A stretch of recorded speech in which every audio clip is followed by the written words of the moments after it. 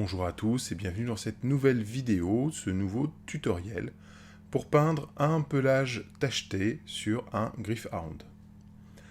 Donc là c'est le Gryph-hound qui est dans la collection Hachette Mortal Realms. Il y a eu un vote du public en fait pour choisir quelle figurine du premier envoi de Mortal Realms allait bénéficier d'un tutoriel. C'est ce Gryph-hound, cette mignonne petite bête, qui a remporté le plus de voix et qui donc va subir les affres du tutoriel. Donc là on va travailler sur le pelage principalement, donc je ne vais pas vous donner toutes les techniques, hein. Par exemple j'ai peint le collier, l'armure, tout ça, le bouclier, le socle après.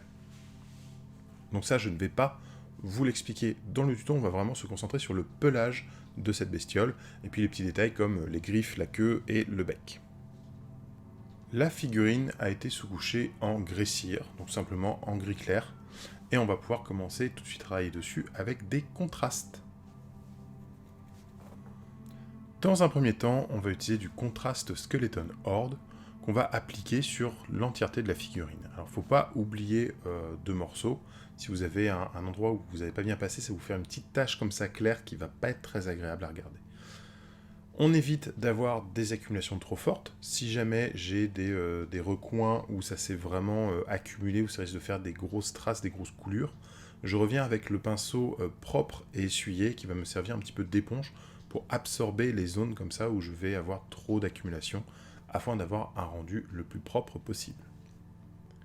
Une fois que la contraste est bien sèche, je vais revenir avec du Wraithbone. Donc là c'est une couleur très claire, un petit peu os, et ça va me permettre en fait de rééclaircir comme ça les muscles, le pelage, rééclaircir les parties de la figurine qui vont être vraiment très claires. J'ai envie de faire quelque chose un petit peu façon léopard ou guépard, donc on va être sur quelque chose d'un peu fauve, et pour cette étape, il va me faire quelque chose de très très clair.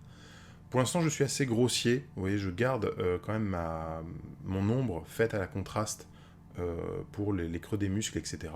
On n'a pas besoin d'avoir un travail très détaillé sur cette partie. Vous allez voir par la suite pourquoi. Maintenant, je vais venir avec un beige encore plus clair pour continuer à éclaircir. Donc là, ça va être du Pallid Witch Flesh de chez Citadel Games Workshop, mais je pourrais par exemple utiliser de l'ivoire. Et là, on va faire des petits coups de pinceau, des tout petits traits, en fait, allant du haut du dos vers le bas, en suivant toujours un même tracé. Et en fait, ça va représenter comme ça les poils de la fourrure. Donc, je vais pouvoir donner une petite texture qui va m'aider, d'une part, à masquer un petit peu mon éclaircissement qui était un petit peu abrupt à l'étape précédente. Donc là, je vais avoir quelque chose d'un peu plus texturé, et du coup, les fondus un petit peu bourrin que j'ai fait vont moins gêner en fait au regard grâce à cette texture. Alors c'est une partie qui est vraiment facultative. Si vous n'avez pas envie de faire comme ça tous ces petits traits, ce n'est pas indispensable. Vous pouvez vous en passer. Pour l'étape suivante, je vais prendre du Mechanicus Standard Grey. Et là, ça va être une des étapes les plus importantes de ce tutoriel. On va faire des petites taches sur les cuisses et le dos de la bestiole. Alors c'est là qu'il va falloir faire preuve de beaucoup d'observation. Ne pas hésiter à aller regarder des vidéos, des images de guépards, de léopards, etc. Donc je vais faire des petits points. Je vais poser la pointe de mon pinceau, tourner un petit peu comme ça pour faire une forme. J'ai pas besoin que les formes soient régulières, au contraire, plus elles sont aléatoires, plus ce sera intéressant.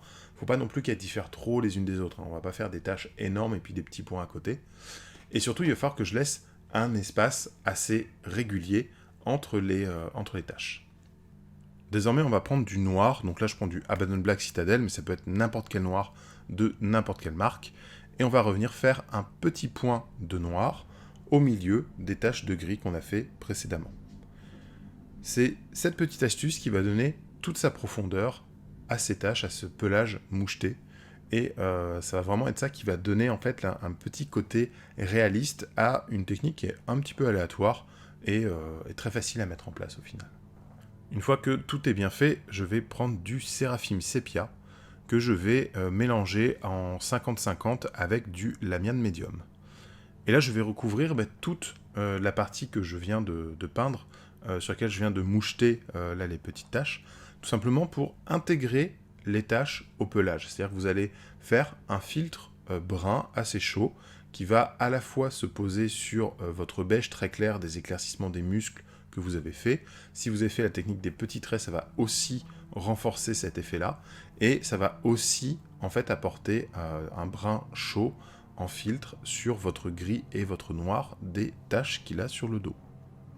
Donc ça va permettre d'intégrer, d'unifier un petit peu toutes ces zones. Une fois que c'est bien sec, je vais revenir avec du Cygor Brown, toujours en contraste chez Citadel. Et là, je vais peindre un peu toutes les parties plumes, poils là, qu'il y a sur la figurine. Donc on va faire tout le cou, les espèces de cheveux, le bout de la queue. Voilà, toutes les parties qui, du coup, ne sont pas du pelage ras, comme la partie mouchetée qu'on a déjà peinte. Je vais aussi en profiter en le diluant un petit peu pour venir assombrir les pattes. Donc en fait, on va partir à peu près du milieu de la patte et assombrir de plus en plus vers le bout de la patte. Donc je vais commencer par mettre du Cygor Brown quasiment pur sur la patte elle-même, le niveau des griffes un petit peu jusqu'à la cheville en gros. Et après je vais revenir avec du Cygor Brown dilué avec un petit peu d'eau pour faire la jonction, en fait faire un dégradé entre mon beige et mon brun foncé. Une fois que c'est bien sec, je vais revenir avec du Black Templar, toujours contraste, et je vais foncer encore plus le bout des pattes. Donc là, je vais refaire la technique du dégradé que j'ai fait avec mon Cygor Brown, mais sur une zone plus réduite et vraiment au bout des pattes. Une fois que c'est bien sec, je vais prendre du Mournfang Brown, et je vais rééclaircir comme ça là, les poils et la crinière et les pseudo-plumes qu'il a sur le col et à l'arrière de la tête, au bout de la queue. Voilà, donc là je rééclaircis, c'est quasiment du brossage, c'est un brossage mais plus doux et pas forcément sec. On va prendre du XV88, toujours dans la gamme Citadel, et je vais continuer à éclaircir cette crinière, ses poils et ses plumes.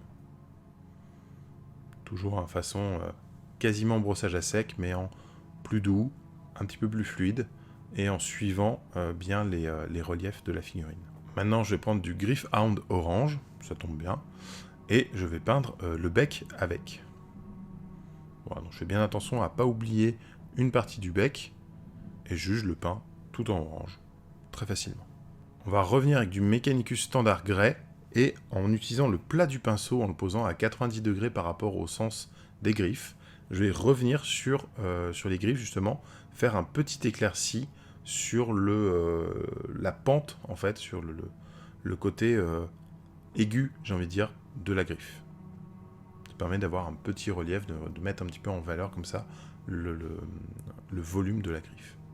Maintenant je vais prendre du Carroburg Crimson et je vais peindre en fait le contour de l'œil, l'intérieur des oreilles et un petit peu le bec lui-même. Voilà. Ça va être pour donner un petit peu une texture, un côté un peu vivant, ça va être des parties un peu moins où il y a un peu moins de pelage, qui vont être un peu plus tendres, mais du coup ça amène un petit peu de vie comme ça à cette figurine. Maintenant je vais prendre du Haverland Sunset en base chez Citadel Games Workshop, et je vais légèrement rééclaircir le bec, donc notamment la jointure entre la peau et le début du bec, et le bord en fait au niveau de la bouche, le bord des deux parties du bec, vraiment. Et aussi le petit naseau qui est sur le dessus. Je reviens ensuite avec mon Black Templar contraste, et comme pour les pattes tout à l'heure, je vais noircir le bout du bec en faisant un léger dégradé, en le diluant un petit peu. Donc je vais passer d'abord mon noir un petit peu dégradé, et je vais affiner comme ça par mouvement du pinceau en déplaçant les pigments vers le bout du bec, et une fois que ce sera bien sec, je vais revenir avec du noir pur sans le dégrader, pour remettre vraiment tout au bout du bec. Ça me permet d'avoir comme ça le bout du bec un peu foncé, qui va rappeler les parties noires des pattes. Je vais prendre du turquoise, donc là c'est du turquoise Prince Auguste ou Valero, c'est la même chose. Vous pouvez prendre par exemple du Temple Guard Blue ou du Harriman Blue chez Games Workshop. Et je vais faire là l'intérieur de... Je vais faire l'œil en fait, la petite boule de l'œil.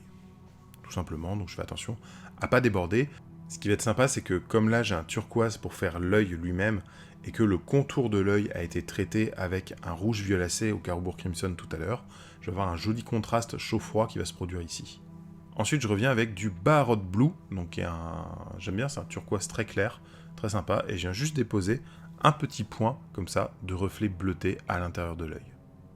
On va revenir au Morghast Bone et on va rééclaircir une dernière fois les plumes et les poils de cette bestiole. Et une fois que le cuir, le métal et le socle ont été traités, voici la figurine terminée. Voilà, le coup des taches, c'est très facile à mettre en place.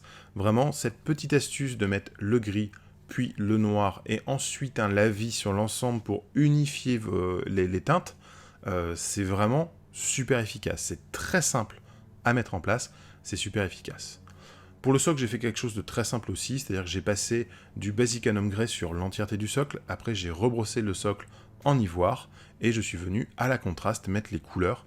Donc il y a du Griffand orange pour faire les feuilles mortes, il y a du Agaros dune pour faire l'espèce de sable et de poussière qui est autour, et voilà, c'est très bien, ça fonctionne à merveille. J'espère que ce tuto vous aura plu, c'était marrant à faire. Donc voilà, ça m'a fait plaisir. C'est une vieille technique que j'ai depuis un petit moment et que j'ai pas eu l'occasion encore de montrer dans un tuto. Et je me suis dit que vraiment, ce Griffand de Mortal Rims, c'était vraiment la bonne occasion de venir dessus. Donc voilà. Va y avoir la nouvelle vidéo pour Mortal Rims avec l'envoi suivant. Et du coup, vous allez pouvoir choisir parmi les 4 numéros lequel va bénéficier d'un tutoriel. Je vous invite à aller voir la vidéo. Elle n'est pas encore sortie au moment où sort cette vidéo, mais elle ne va pas tarder, donc restez attentifs. J'espère que cette série sur Mortal Rims vous intéresse et vous plaît. Encore une fois, c'est quelque chose que je fais vraiment pour mes tipeurs principalement, puisqu'ils m'aident. C'est grâce à eux que je me paye cet abonnement.